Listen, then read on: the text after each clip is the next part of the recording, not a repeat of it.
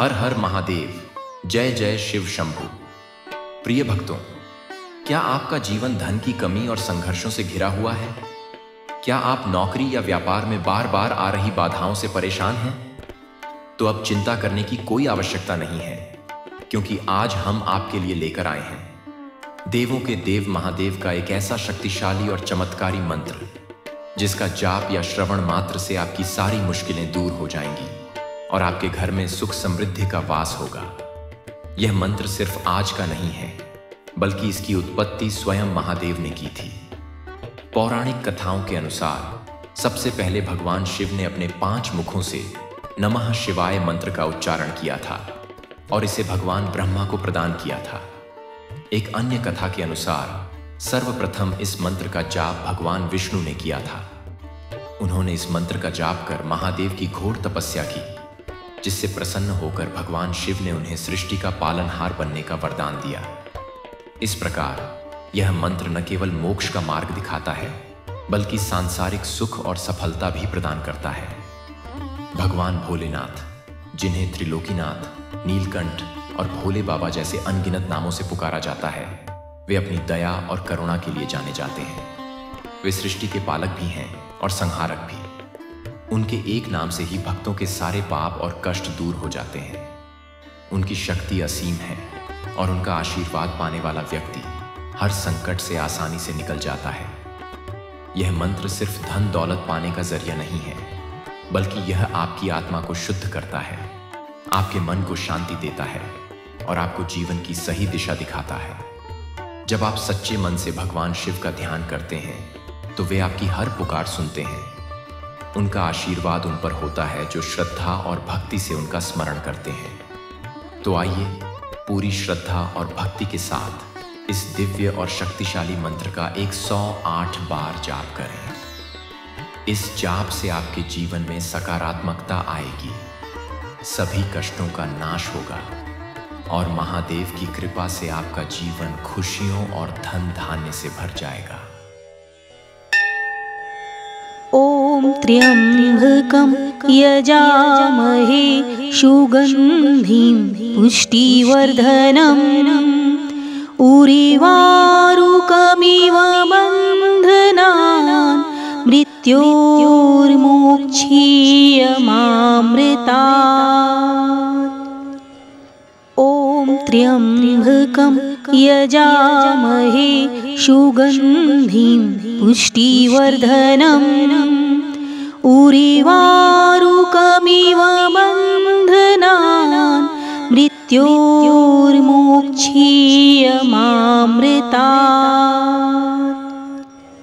ॐ त्र्यम्बकं यजामहे सुगन्धिं पुष्टिवर्धनम् उर्वारुकमिव बन्धनान् मृत्योर्मोक्षीयमामृतात्। ॐ त्र्यम्बकं यजामहे सुगन्धिं पुष्टिवर्धनम् उर्वारुकमिव बन्धनान् मृत्योर्मोक्षीयमामृतात्। ॐ त्र्यम्बकं यजामहे सुगन्धिं पुष्टिवर्धनम् उर्वारुकमिव बन्धनान् मृत्योर्मोक्षीयमामृतात्।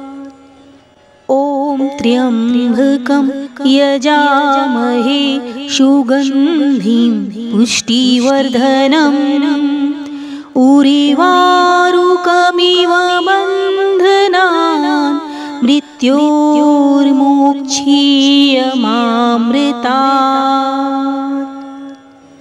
ॐ त्र्यम्बकं यजामहे सुगन्धिं पुष्टिवर्धनम् उर्वारुकमिव बन्धनान् मृत्योर्मोक्षीयमामृतात्। ॐ त्र्यम्बकं यजामहे सुगन्धिं पुष्टिवर्धनम् उर्वारुकमिव बन्धनान् मृत्योर्मोक्षीयमामृतात्। ॐ त्र्यम्बकं यजामहे सुगन्धिं पुष्टिवर्धनम् उर्वारुकमिव बन्धनान् मृत्योर्मोक्षीयमामृतात्।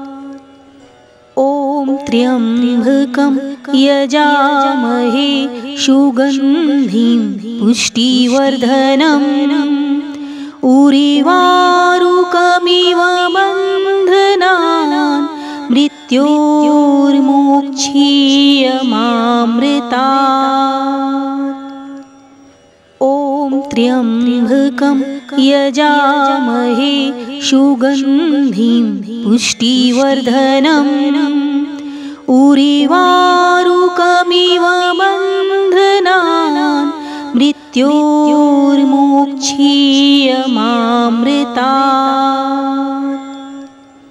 ॐ त्र्यम्बकं यजामहे सुगन्धिं पुष्टिवर्धनम् उर्वारुकमिव बन्धनान् मृत्योर्मोक्षीयमामृतात्। ॐ त्र्यम्बकं यजामहे सुगन्धिं पुष्टिवर्धनम् उर्वारुकमिव बन्धनान् मृत्योर्मोक्षीयमामृतात्। ॐ त्र्यम्बकं यजामहे सुगन्धिं पुष्टिवर्धनम् उर्वारुकमिव बन्धनान् मृत्योर्मोक्षीयमामृतात्। ॐ त्र्यम्बकं यजामहे सुगन्धिं पुष्टिवर्धनम् उर्वारुकमिव बन्धनान् मृत्योर्मोक्षीयमामृतात्। ॐ त्र्यम्बकं यजामहे सुगन्धिं पुष्टिवर्धनम् उर्वारुकमिव बन्धनान् मृत्योर्मोक्षीयमामृतात्। ॐ त्र्यम्बकं यजामहे सुगन्धिं पुष्टिवर्धनम् उर्वारुकमिव बन्धनान् मृत्योर्मोक्षीयमामृतात्।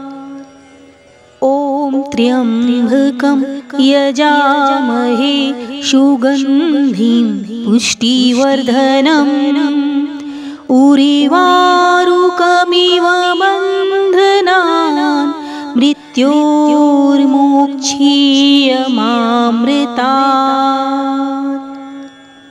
ॐ त्र्यम्बकं यजामहे सुगन्धिं पुष्टिवर्धनम् उर्वारुकमिव बन्धनान् मृत्योर्मोक्षीयमामृतात्। ॐ त्र्यम्बकं यजामहे सुगन्धिं पुष्टिवर्धनम् उर्वारुकमिव बन्धनान् मृत्योर्मोक्षीयमामृतात्। ॐ त्र्यम्बकं यजामहे सुगन्धिं पुष्टिवर्धनम् उर्वारुकमिव बन्धनान् मृत्योर्मोक्षीयमामृतात्। ॐ त्र्यम्बकं यजामहे सुगन्धिं पुष्टिवर्धनम् उर्वारुकमिव बन्धनान् मृत्योर्मोक्षीयमामृतात्।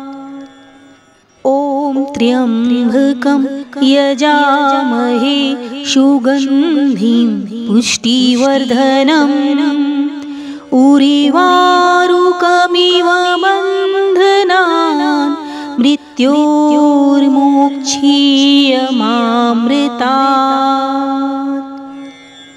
ॐ त्र्यम्बकं यजामहे सुगन्धिं पुष्टिवर्धनम् उर्वारुकमिव बन्धनान् मृत्योर्मोक्षीयमामृतात्।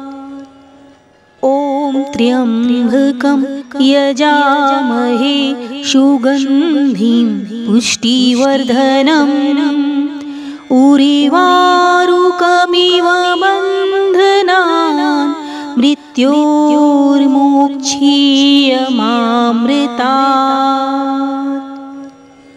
ॐ त्र्यम्बकं यजामहे सुगन्धिं पुष्टिवर्धनम् उर्वारुकमिव बन्धनान् मृत्योर्मोक्षीयमामृतात्।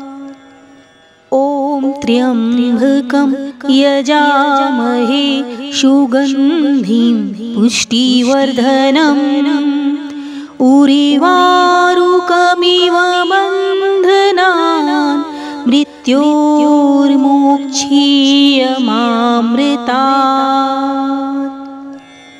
ॐ त्र्यम्बकं यजामहे सुगन्धिं पुष्टिवर्धनम् उर्वारुकमिव बन्धनान् मृत्योर्मोक्षीयमामृतात्।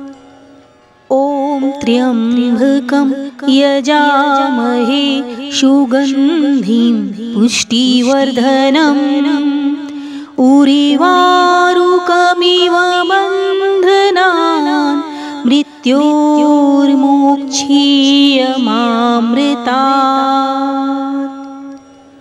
ॐ त्र्यम्बकं यजामहे सुगन्धिं पुष्टिवर्धनम् उर्वारुकमिव बन्धनान् मृत्योर्मोक्षीयमामृतात्। ॐ त्र्यम्बकं यजामहे सुगन्धिं पुष्टिवर्धनम् उर्वारुकमिव बन्धनान् मृत्योर्मोक्षीयमामृतात्। ॐ त्र्यम्बकं यजामहे सुगन्धिं पुष्टिवर्धनम् उर्वारुकमिव बन्धनान् मृत्योर्मोक्षीयमामृतात्।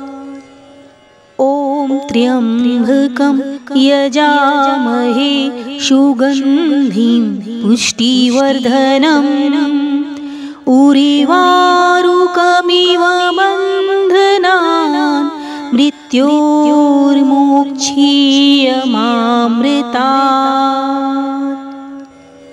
ॐ त्र्यम्बकं यजामहे सुगन्धिं पुष्टिवर्धनम् उर्वारुकमिव बन्धनान् मृत्योर्मोक्षीयमामृतात्।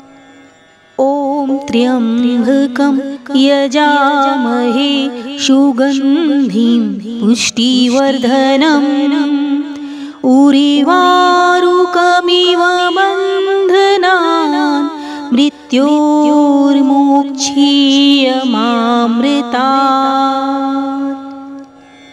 ॐ त्र्यम्बकं यजामहे सुगन्धिं पुष्टिवर्धनम् उरिवारुकमिव बन्धनान् मृत्योर्मोक्षीयमामृतात्। ॐ त्र्यम्बकं यजामहे सुगन्धिं पुष्टिवर्धनम् उरिवारुकमिव बन्धनान् मृत्योर्मोक्षीयमामृतात्। ॐ त्र्यम्बकं यजामहे सुगन्धिं पुष्टिवर्धनम् उरिवारुकमिव बन्धनान् मृत्योर्मोक्षीयमामृतात्। ॐ त्र्यम्बकं यजामहे सुगन्धिं पुष्टिवर्धनम् उरिवारुकमिव बन्धनान् मृत्योर्मोक्षीयमामृतात्। ॐ त्र्यम्बकं यजामहे सुगन्धिं पुष्टिवर्धनम् उरिवारुकमिव बन्धनान् मृत्योर्मोक्षीयमामृतात्। ॐ त्र्यम्बकं यजामहे सुगन्धिं पुष्टिवर्धनम् उरिवारुकमिव बन्धनान् मृत्योर्मोक्षीयमामृतात्। ॐ त्र्यम्बकं यजामहे सुगन्धिं पुष्टिवर्धनम् उरिवारुकमिव बन्धनान् मृत्योर्मोक्षीयमामृतात्। ॐ त्र्यम्बकं यजामहे सुगन्धिं पुष्टिवर्धनम् उरिवारुकमिव बन्धनान् मृत्योर्मोक्षीयमामृतात्। ॐ त्र्यम्बकं यजामहे सुगन्धिं पुष्टिवर्धनम् उरिवारुकमिव बन्धनान् मृत्योर्मोक्षीयमामृतात्। ॐ त्र्यम्बकं यजामहे सुगन्धिं पुष्टिवर्धनम् उरिवारुकमिव बन्धनान् मृत्योर्मोक्षीयमामृतात्। ॐ त्र्यम्बकं यजामहे सुगन्धिं पुष्टिवर्धनम् उरिवारुकमिव बन्धनान् मृत्योर्मोक्षीयमामृतात्। ॐ त्र्यम्बकं यजामहे सुगन्धिं पुष्टिवर्धनम् उरिवारुकमिव बन्धनान् मृत्योर्मोक्षीयमामृतात्।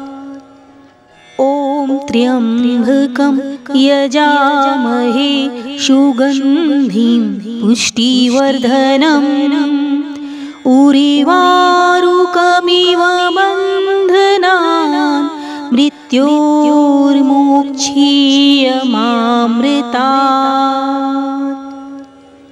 ॐ त्र्यम्बकं यजामहे सुगन्धिं पुष्टिवर्धनम् उर्वारुकमिव बन्धनान् मृत्योर्मोक्षीयमामृतात्। ॐ त्र्यम्बकं यजामहे सुगन्धिं पुष्टिवर्धनम् उर्वारुकमिव बन्धनान् मृत्योर्मोक्षीयमामृतात्। ॐ त्र्यम्बकं यजामहे सुगन्धिं पुष्टिवर्धनम् उर्वारुकमिव बन्धनान् मृत्योर्मोक्षीयमामृतात्। ॐ त्र्यम्बकं यजामहे सुगन्धिं पुष्टिवर्धनम् उर्वारुकमिव बन्धनान् मृत्योर्मोक्षीयमामृतात्। ॐ त्र्यम्बकं यजामहे सुगन्धिं पुष्टिवर्धनम् उर्वारुकमिव बन्धनान् मृत्योर्मोक्षीयमामृतात्। ॐ त्र्यम्बकं यजामहे सुगन्धिं पुष्टिवर्धनम् उर्वारुकमिव ॐ त्र्यम्बकं यजामहे सुगन्धिं पुष्टिवर्धनम् उर्वारुकमिव बन्धनान् मृत्योर्मोक्षीयमामृतात्। ॐ त्र्यम्बकं यजामहे सुगन्धिं पुष्टिवर्धनम् उर्वारुकमिव बन्धनान् मृत्योर्मोक्षीयमामृतात्। ॐ त्र्यम्बकं यजामहे सुगन्धिं पुष्टिवर्धनम् उर्वारुकमिव बन्धनान् मृत्योर्मोक्षीयमामृतात्। ॐ त्र्यम्बकं यजामहे सुगन्धिं पुष्टिवर्धनम् उर्वारुकमिव बन्धनान् मृत्योर्मोक्षीयमामृतात्।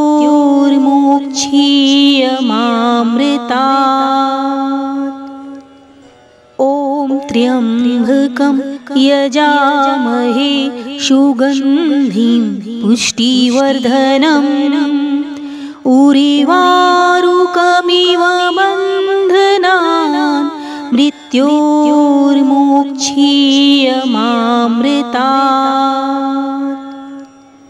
ॐ त्र्यम्बकं यजामहे सुगन्धिं पुष्टिवर्धनम् उर्वारुकमिव बन्धनान् मृत्योर्मोक्षीयमामृतात्।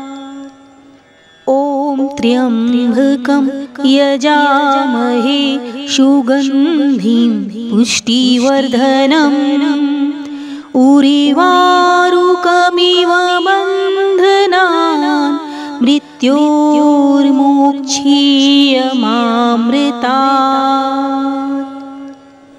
ॐ त्र्यम्बकं यजामहे सुगन्धिं पुष्टिवर्धनम् उर्वारुकमिव बन्धनान् मृत्योर्मोक्षीयमामृतात्। ॐ त्र्यम्बकं यजामहे सुगन्धिं पुष्टिवर्धनम् उरिवारुकमिव बन्धनान् मृत्योर्मोक्षीयमामृतात्।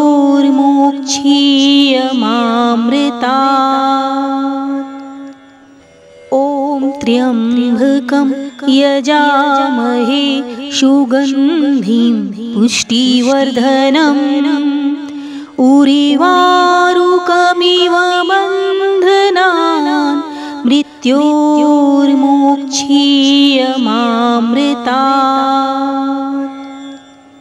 ॐ त्र्यम्बकं यजामहे सुगन्धिं पुष्टिवर्धनम् उरिवारुकमिव बन्धनान् मृत्योर्मोक्षीयमामृतात्। ॐ त्र्यम्बकं यजामहे सुगन्धिं पुष्टिवर्धनम् उरिवारुकमिव बन्धनान् मृत्योर्मोक्षीयमामृतात्। ॐ त्र्यम्बकं यजामहे सुगन्धिं पुष्टिवर्धनम् उरिवारुकमिव बन्धनान् मृत्योर्मोक्षीयमामृतात्।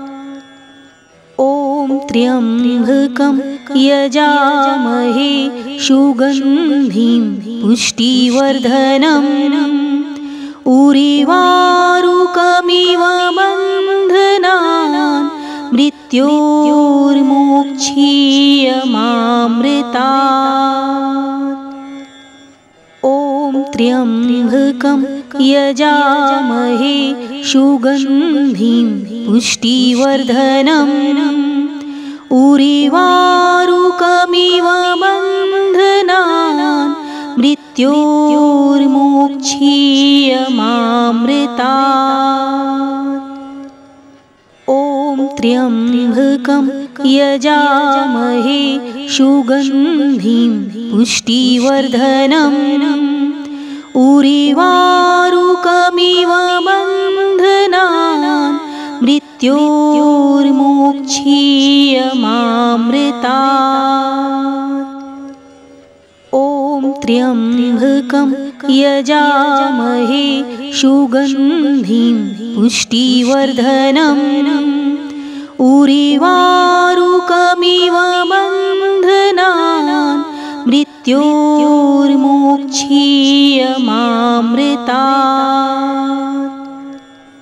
ॐ त्र्यम्बकं यजामहे सुगन्धिं पुष्टिवर्धनम् उरिवारुकमिव बन्धनान् मृत्योर्मोक्षीयमामृतात्। ॐ त्र्यम्बकं यजामहे सुगन्धिं पुष्टिवर्धनम् उरिवारुकमिव बन्धनान् मृत्योर्मोक्षीयमामृतात्। ॐ त्र्यम्बकं यजामहे सुगन्धिं पुष्टिवर्धनम् उरिवारुकमिव बन्धनान् मृत्योर्मोक्षीयमामृतात्।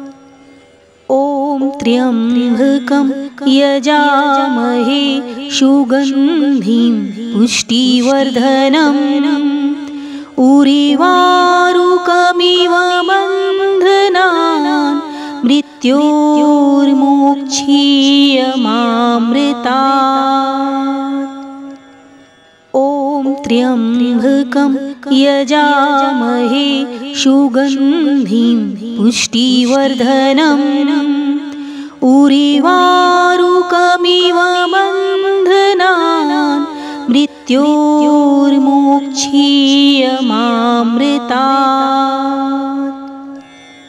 ॐ त्र्यम्बकं यजामहे सुगन्धिं पुष्टिवर्धनम् उर्वारुकमिव बन्धनान् मृत्योर्मोक्षीयमामृतात्। त्र्यम्बकं यजामहे सुगन्धिं पुष्टिवर्धनम् उर्वारुकमिव बन्धनान् मृत्योर्मोक्षीयमामृतात्। त्र्यम्बकं यजामहे सुगन्धिं पुष्टिवर्धनम् उर्वारुकमिव बन्धनान् मृत्योर्मोक्षीयमामृतात्। त्र्यम्बकं यजामहे सुगन्धिं पुष्टिवर्धनम् उर्वारुकमिव बन्धनान् मृत्योर्मोक्षीयमामृतात्। त्र्यम्बकं यजामहे सुगन्धिं पुष्टिवर्धनम् उर्वारुकमिव बन्धनान् मृत्योर्मोक्षीयमामृतात्। त्र्यम्बकं यजामहे सुगन्धिं पुष्टिवर्धनम् उर्वारुकमिव बन्धनान् मृत्योर्मोक्षीयमामृतात्। त्र्यम्बकं यजामहे सुगन्धिं पुष्टिवर्धनम् उर्वारुकमिव बन्धनान् मृत्योर्मोक्षीयमामृतात्। त्र्यम्बकं यजामहे सुगन्धिं पुष्टिवर्धनम् उर्वारुकमिव बन्धनान् मृत्योर्मोक्षीयमामृतात्। त्र्यम्बकं यजामहे सुगन्धिं पुष्टिवर्धनम् उर्वारुकमिव बन्धनान् मृत्योर्मोक्षीयमामृतात्। त्र्यम्बकं यजामहे सुगन्धिं पुष्टिवर्धनम् उर्वारुकमिव बन्धनान् मृत्योर्मोक्षीयमामृतात्। त्र्यम्बकं यजामहे सुगन्धिं पुष्टिवर्धनम् उर्वारुकमिव बन्धनान् मृत्योर्मोक्षीयमामृतात्। त्र्यम्बकं यजामहे सुगन्धिं पुष्टिवर्धनम् उर्वारुकमिव बन्धनान् मृत्योर्मोक्षीयमामृतात्। त्र्यम्बकं यजामहे सुगन्धिं पुष्टिवर्धनम् उर्वारुकमिव बन्धनान् मृत्योर्मोक्षीयमामृतात्। त्र्यम्बकं यजामहे सुगन्धिं पुष्टिवर्धनम् उर्वारुकमिव बन्धनान् मृत्योर्मोक्षीयमामृतात्।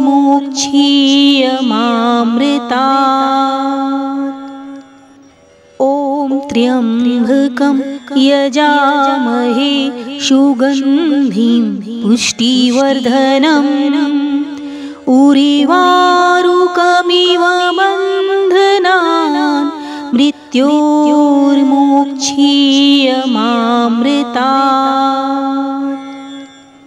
ॐ त्र्यम्बकं यजामहे सुगन्धिं पुष्टिवर्धनम् उर्वारुकमिव बन्धनान् मृत्योर्मोक्षीयमामृतात्।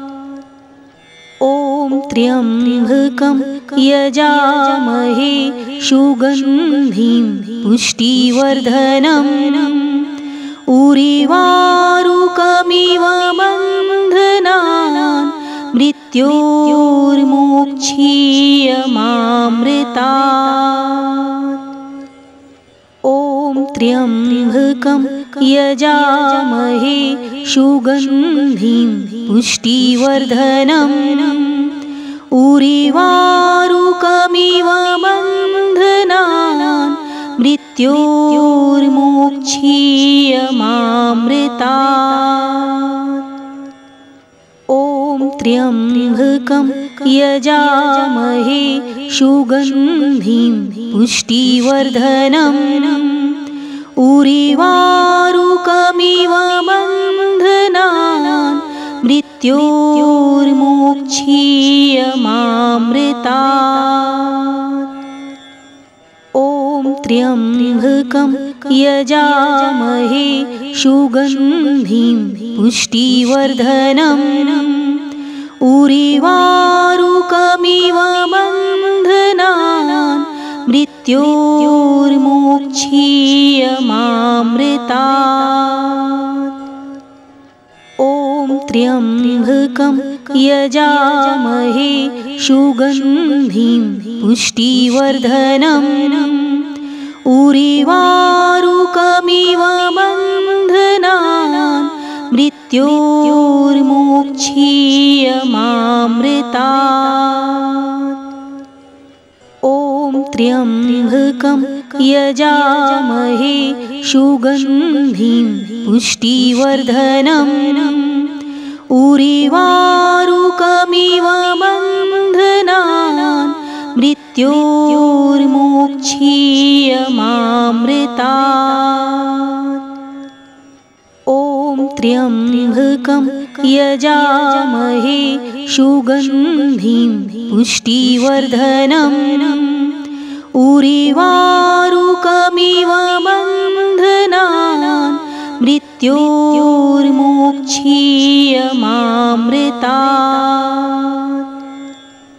ॐ त्र्यम्बकं यजामहे सुगन्धिं पुष्टिवर्धनम् उर्वारुकमिव बन्धनान् मृत्योर्मोक्षीयमामृतात्। ॐ त्र्यम्बकं यजामहे सुगन्धिं पुष्टिवर्धनम् उर्वारुकमिव बन्धनान् मृत्योर्मोक्षीयमामृतात्। ॐ त्र्यम्बकं यजामहे सुगन्धिं पुष्टिवर्धनम् उर्वारुकमिव बन्धनान् मृत्योर्मोक्षीयमामृतात्। ॐ त्र्यम्बकं यजामहे सुगन्धिं पुष्टिवर्धनम् उर्वारुकमिव ॐ त्र्यम्बकं यजामहे सुगन्धिं पुष्टिवर्धनम् उर्वारुकमिव बन्धनान् मृत्योर्मोक्षीयमामृतात्। त्र्यम्बकं यजामहे सुगन्धिं पुष्टिवर्धनम् उर्वारुकमिव बन्धनान् मृत्योर्मोक्षीयमामृतात्। ॐ त्र्यम्बकं यजामहे सुगन्धिं पुष्टिवर्धनम् उर्वारुकमिव बन्धनान् मृत्योर्मोक्षीयमामृतात्। ॐ त्र्यम्बकं यजामहे सुगन्धिं पुष्टिवर्धनम् उर्वारुकमिव बन्धनान् मृत्योर्मोक्षीयमामृतात्। ॐ त्र्यम्बकं यजामहे सुगन्धिं पुष्टिवर्धनम् उर्वारुकमिव बन्धनान् मृत्योर्मोक्षीयमामृतात्। ॐ त्र्यम्बकं यजामहे सुगन्धिं पुष्टिवर्धनम् उर्वारुकमिव बन्धनान् मृत्योर्मोक्षीयमामृतात्। ॐ त्र्यम्बकं यजामहे सुगन्धिं पुष्टिवर्धनम् उर्वारुकमिव बन्धनान् मृत्योर्मोक्षीयमामृतात्। ॐ त्र्यम्बकं यजामहे सुगन्धिं पुष्टिवर्धनम् उर्वारुकमिव बन्धनान् मृत्योर्मोक्षीयमामृतात्। ॐ त्र्यम्बकं यजामहे सुगन्धिं पुष्टिवर्धनम् उर्वारुकमिव बन्धनान् मृत्योर्मोक्षीयमामृतात्। ॐ त्र्यम्बकं यजामहे सुगन्धिं पुष्टिवर्धनम् उर्वारुकमिव बन्धनान् मृत्योर्मोक्षीयमामृतात्। ॐ त्र्यम्बकं यजामहे सुगन्धिं पुष्टिवर्धनम् उर्वारुकमिव बन्धनान् मृत्योर्मोक्षीयमामृतात्। ॐ त्र्यम्बकं यजामहे सुगन्धिं पुष्टिवर्धनम् उर्वारुकमिव बन्धनान् मृत्योर्मोक्षीयमामृतात्। ॐ त्र्यम्बकं यजामहे सुगन्धिं पुष्टिवर्धनम् उर्वारुकमिव बन्धनान् मृत्योर्मोक्षीयमामृतात्। ॐ त्र्यम्बकं यजामहे सुगन्धिं पुष्टिवर्धनम् उर्वारुकमिव बन्धनान् मृत्योर्मोक्षीयमामृतात्।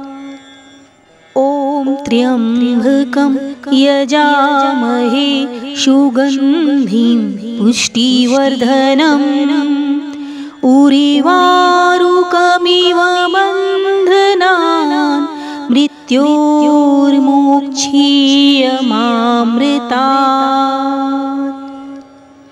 ॐ त्र्यम्बकं यजामहे सुगन्धिं पुष्टिवर्धनम् उर्वारुकमिव बन्धनान् मृत्योर्मोक्षीयमामृतात्।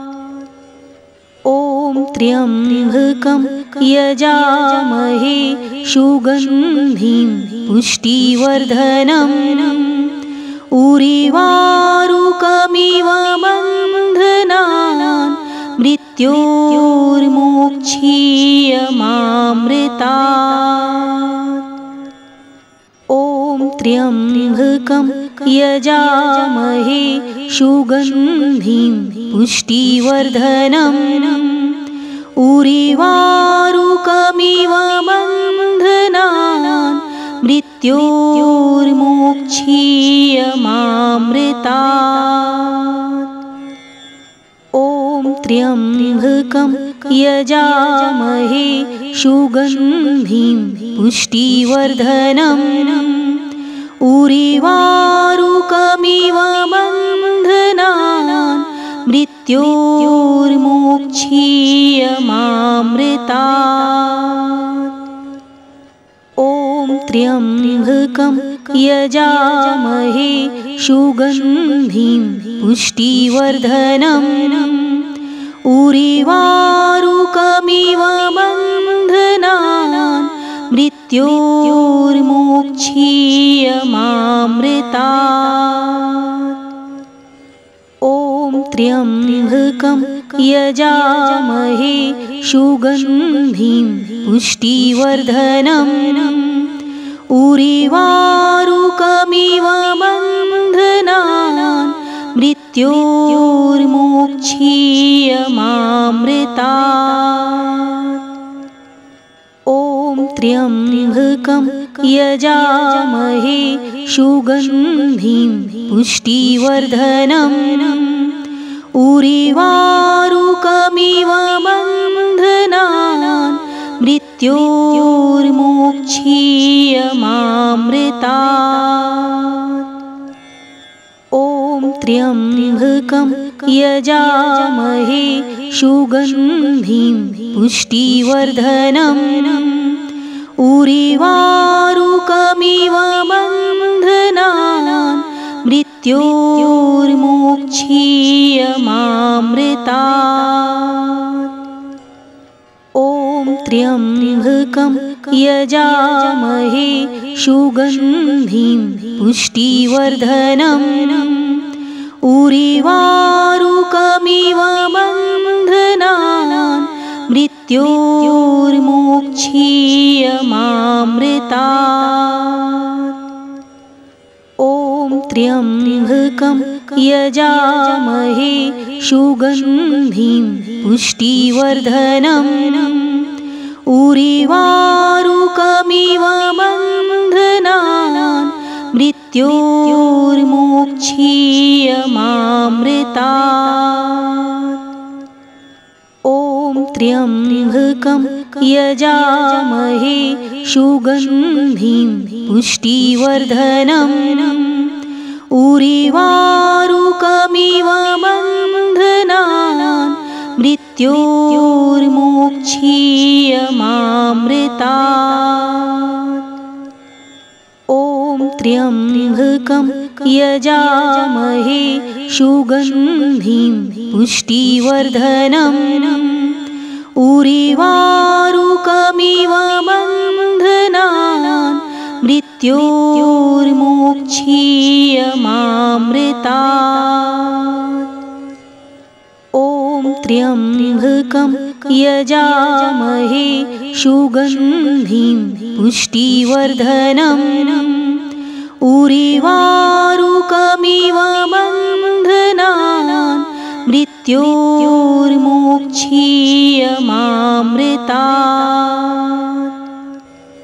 ॐ त्र्यम्बकं यजामहे सुगन्धिं पुष्टिवर्धनम् उरिवारुकमिव बन्धनान् मृत्योर्मोक्षीयमामृतात्।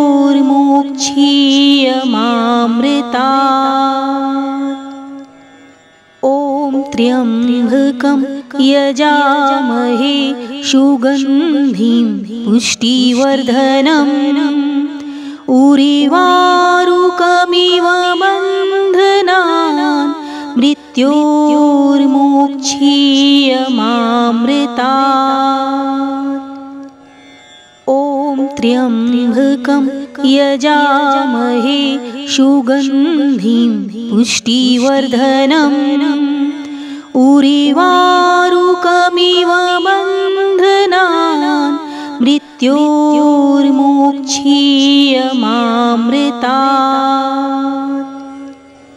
ॐ त्र्यम्बकं यजामहे सुगन्धिं पुष्टिवर्धनम् उरिवारुकमिव बन्धनान् मृत्योर्मोक्षीयमामृतात्। ॐ त्र्यम्बकं यजामहे सुगन्धिं पुष्टिवर्धनम् उरिवारुकमिव बन्धनान् मृत्योर्मोक्षीयमामृतात्। ॐ त्र्यम्बकं यजामहे सुगन्धिं पुष्टिवर्धनम् उरिवारुकमिव बन्धनान् मृत्योर्मोक्षीयमामृतात्।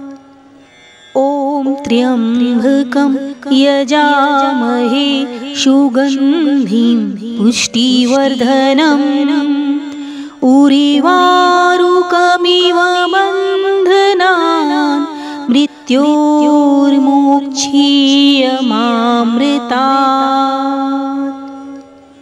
ॐ त्र्यम्बकं यजामहे सुगन्धिं पुष्टिवर्धनम् उरिवारुकमिव बन्धनान् मृत्योर्मोक्षीयमामृतात्।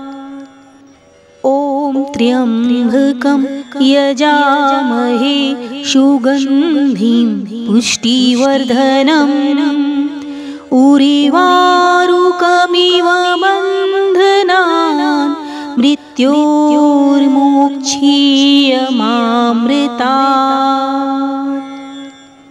ॐ त्र्यम्बकं यजामहे सुगन्धिं पुष्टिवर्धनम् उरिवारुकमिव बन्धनान् मृत्योर्मोक्षीयमामृतात्। ॐ त्र्यम्बकं यजामहे सुगन्धिं पुष्टिवर्धनम् उरिवारुकमिव बन्धनान् मृत्योर्मोक्षीयमामृतात्। ॐ त्र्यम्बकं यजामहे सुगन्धिं पुष्टिवर्धनम् उरिवारुकमिव बन्धनान् मृत्योर्मोक्षीयमामृतात्। ॐ त्र्यम्बकं यजामहे सुगन्धिं पुष्टिवर्धनम् उरिवारुकमिव बन्धनान् मृत्योर्मोक्षीयमामृतात्। ॐ त्र्यम्बकं यजामहे सुगन्धिं पुष्टिवर्धनम् उरिवारुकमिव बन्धनान् मृत्योर्मोक्षीयमामृतात्।